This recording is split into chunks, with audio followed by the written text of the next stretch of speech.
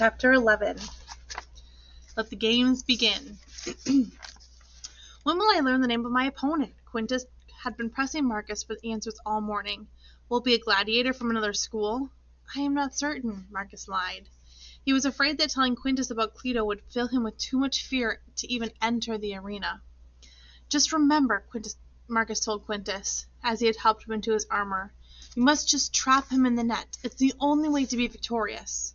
I do not believe there is a way at all, Quintus said, strapping on his shoulder plate.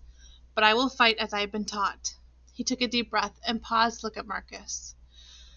As you taught me. Thank you, my friend. Brother, Marcus said quietly. We are brothers in the Familia Gladiatoria.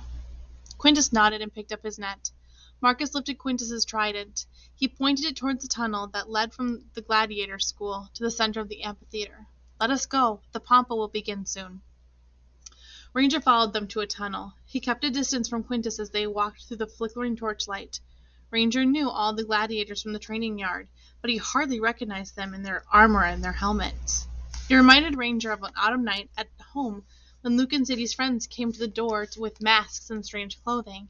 He could smell the regular scents. He knew that they were only children, like just Alex and Terrell and Zisha and Noreen, but their costumes still made the hair on his neck stand up. Quintus made Ranger nervous too today, with his armor-plated shoulder and his net. Ranger pricked up his ears and he held his tail straight. When they reached the amphitheater, men were lining up to go through the gate for the parade. Quintus tipped his head towards the first group of men. They were tied together with ropes and wearing nothing but rags. Why do they have placards around their necks? He asked Marcus. To announce their crimes. These men will be executed at midday, Marcus answered, and he bent to pet Ranger. He always tried not to look at the criminals in the parade. It made it harder hearing their cries later on. Look who approaches, Quintus said as he drew his breath. Marcus stood and saw Cleto strutting down the long stone hall. He carried his metal helmet under his arm. Quintus started to look down, but Marcus nudged him. You must not look away from your opponent, Marcus hissed. Quintus' mouth dropped open. My opponent? Cleto is my opponent? If I'm to fight Cleto with nothing but a shoulder guard for armor, then I might as well... His voice trailed off. He looked at Marcus. You knew. Forgive me, Marcus pleaded. Quintus glared at him. You knew and you did not tell me. This is not the time for this now. You must meet his eyes. Marcus whispered, nudging Quintus to turn and face Cleto as he passed. Defeat in battle always begins with the eyes. That is what Tactius said. Meet your opponent's eyes to tell him that you are not afraid. That would be a lie, Quintus said quietly. But he lifted his chin and looked directly at Cleto. Today we will learn who is the stronger man. Cleto let out a growling laugh and glared at Quintus. Ranger understood that kind of look from the dog park. If you looked away, you were the weaker dog. Quintus could not afford to be weak. Ranger moved quietly to Quintus's side and leaned his body against him. Quintus met the older gladiator's gaze without blinking, and finally Cleto turned away and started off to find his place in the parade. You will walk beside him, Marcus told Quintus, putting a hand on his elbow to guide him into place. Quintus jerked away from him. I will find my own way. Through the gate, Marcus could see the arena floor and the mobs of Romans filling the seats in the amphitheater. When the music started, Marcus took a deep breath and looked up at Quintus. I know that you are angry. I did what I thought was best. I remain your brother. He put his hand on Quintus's back and gave a gentle push. I'll be right behind you with your trident. Horns played and the music carried them out into the sand-covered floor of the arena. Ranger stayed back in the tunnel. He hated the sand in his paws. And the noise! The mob was many, many times bigger than the crowd of families and friends who came to eat hot dogs at Luke's soccer game. Ranger sniffed the air. Oh, people, so many people. There was food, sausage and cakes and the rotten fishy smell.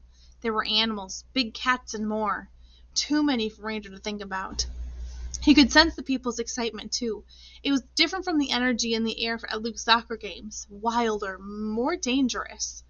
Ranger stood in the shadows and watched until Quintus and Marcus finished their march around the arena and stepped back into the tunnel.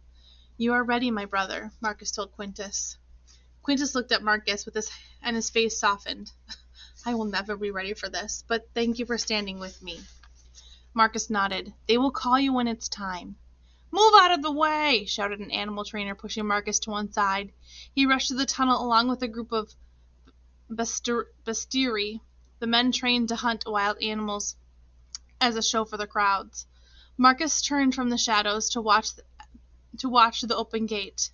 As those men rushed through into the arena, scenery began to rise from the floor. "It's as if the trees grow by magic," Quintus said, staring. "They are brought up from below through the trap doors," Marcus explained. "So are the animals for the hunt." Marcus couldn't control the pounding of his heart when the first lion appeared. Was it the same big cat that had pressed its paw to his chest and breathed its hot, meaty breath on him? He swallowed hard and kept talking, hoping his words might hide his fear. "Now here come more lions, now an ostrich, and leopards." "May gods have mercy," Quintus whispered. His eyes were wide. "Perhaps we should step away," Marcus said, urging Quintus deeper into the tunnel. Seeing the blood in the battle would not be good for his brave spirit. To fight Cleto, Quintus would need all the courage he could find.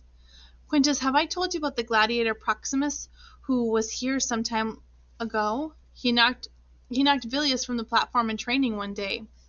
Marcus told stories to distract Quintus from the screams and cheers that echoed down the stone tunnel from the arena. Rangers sat beside them until the animal hunt and executions ended, and then the first round of gladiators had finished their battles. Then Villius appeared with Cleto sneering beside him. He looked as if he had already won the fight, and Villius looked hungry to see Quintus fail. Marcus had seen that before, when it had already been decided that a fight would end only with a gladiator's death. Often a gladiator losing a fight would submit by lifting a finger to end the match.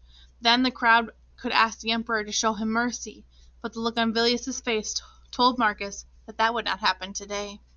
Quintus would have to do more than fight bravely. He would have to win. If he submitted, even if the crowd wished to spare his life, it might not happen. Marcus looked up at Quintus and whispered, "You must not submit, no matter what." Quintus's eyes clouded over. "I cannot beat Cleto. Surely, if I fight bravely... No, listen to me. Do not submit. If you do, they will not spare you. Not after what has happened." Quintus's eyes grew wider. Marcus handed him his net and his trident. He adjusted the bronze plate over Quintus's shoulder, his only protection. It was nothing compared to the long shield Cleto would carry. "Are you ready?" Before Quintus could answer, Villius took him roughly by the arm. "It does not matter if a gladiator is ready. He fights when it is time." Villius shoved Quintus down the tunnel and through the gate and out to the arena floor, and the crowd went wild. Right.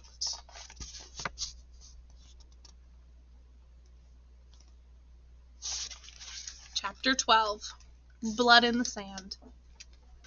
Out in the arena, Cleto raised his hands above his head. He turned so the crowd could see his muscles. Quintus stood staring, his shoulders hunched. "Quintus!" Marcus screamed from the tunnel entrance. Somehow, Quintus heard him over the roaring mob and turned to look. Marcus motioned for him to turn and show himself off like Cleto. Quintus did, and the crowd cheered even more loudly. The arena officials spoke to the people while the gladiators prepared to fight.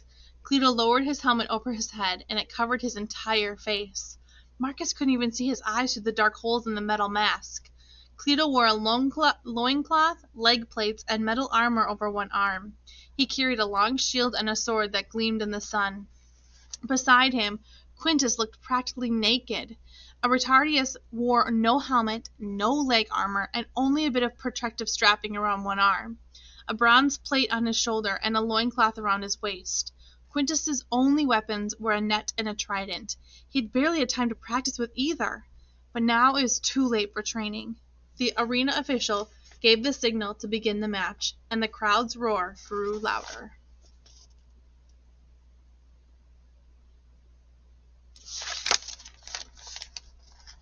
Ranger whimpered. Marcus lowered his hand to stroke the dog's head, but kept his eyes on the arena. Right away, Cleto lashed out with his sword and jabbed at Quintus's unprotected shoulder. Quintus dodged the blow and whirled to face Cleto. He thrust his trident forward and clanged against the older man's sword. The crowd cheered, but Marcus cringed. Had Quintus learned nothing in training? "Your net!" Marcus wanted to scream at Quintus. "Use your net!" But Quintus would never hear him over the crowd now. His trident would be worthless unless he could snare Cleto. Without the net to slow Cleto down, Quintus would have no chance at all. Cleto leapt forward with his sword again. Again, Quintus jumped out of the way. He finally threw his net at Cleto when Cleto was regaining his balance, and the lead weights at the edge of the net carried towards its target. Yes! thought Marcus. It was good aim, but the net slipped over Cleto's helmet onto the sandy floor. Quintus lunged to pick it up, and while he bent down, Cleto slashed with his sword. Quintus fell back, clutching his upper arm. Even from the faraway tunnel entrance, Marcus could see the blood seeping between his fingers. But Quintus didn't rest for long. He had his net back. When Cleto came at him again, he threw it with all of his might. This time, Quintus held on to the end of the net, and the rest of it snagged Cleto's sword and tangled around his legs. Cleto stumbled and flailed, trying to free himself as Quintus approached with his trident. Marcus held his breath. Quintus might actually win. Do it, Marcus thought. Careful. Wait. Now. But Quintus hesitated, and in that moment Cleto cut through the net with his sword. He slashed at Quintus' arm again, and this time a bigger gash opened, spilling blood in the sand. Quintus dropped his trident and grabbed at his wound, and then he fell to the ground. The crowd roared. Cleto played to them. He untangled himself from the net and pumped his fists in the air. He picked up Quintus's trident from the sand and flung it to the side. Then he raised his sword and looked down at his opponent. Marcus squeezed his eyes closed and sank to the stone floor. He couldn't watch it happen. He couldn't stand to watch his only friend, his brother, die in a fight. He pressed his fists hard into his eyes, and he felt the dog leaning against him, and tried to disappear. But he couldn't escape from the sound, the screaming and the clapping and the stomping of the frenzied crowd. He waited for the scream, the final roar. Instead, he heard a sharp bark, and Ranger took off running.